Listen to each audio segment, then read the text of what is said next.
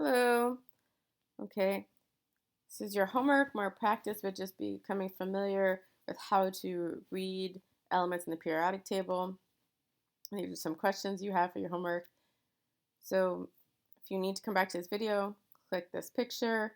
If you need to go back to the lesson for the periodic table, click on the periodic table.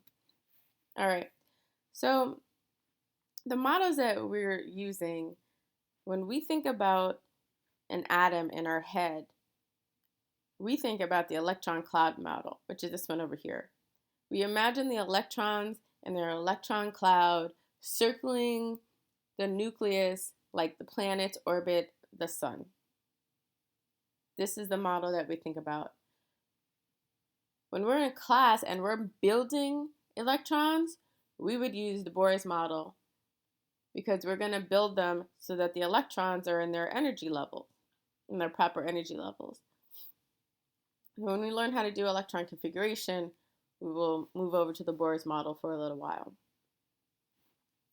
All right. So we have these subatomic particles inside the atom that make up the atom. We have the electron, which is negative. We have the proton, which is positive, and we have the neutron, which is neutral.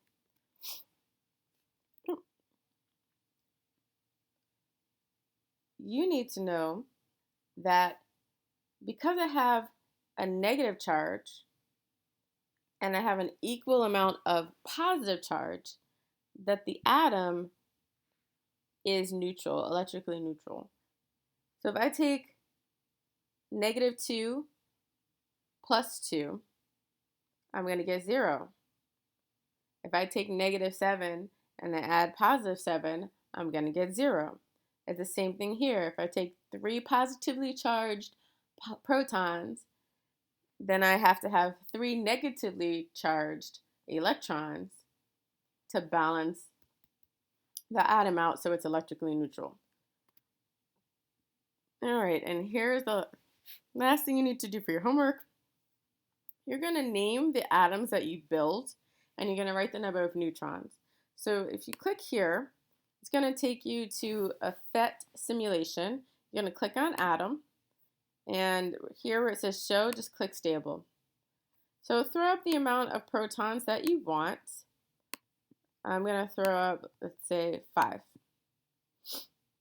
So I know 5 protons is boron, but to make it neutral, I need to throw up 5 negative charges. So I'm going to throw up 5 electrons.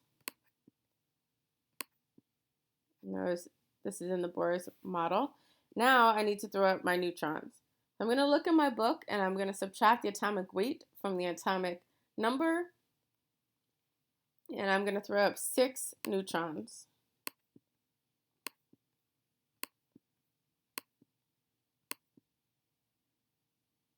Now, when I come back here, I'm going to write boron, and I'll write 6 neutrons here. Now, notice that this is stable with 5 or 6 or not 7. There are atoms that are called isotopes that we will get into later, not now. For now, I just want you to use the formula that I gave you, subtract the atomic weight from the atomic number, and put in the number of neutrons here. Then lastly, you're just going to go back and answer the questions here. All right. Have a good one.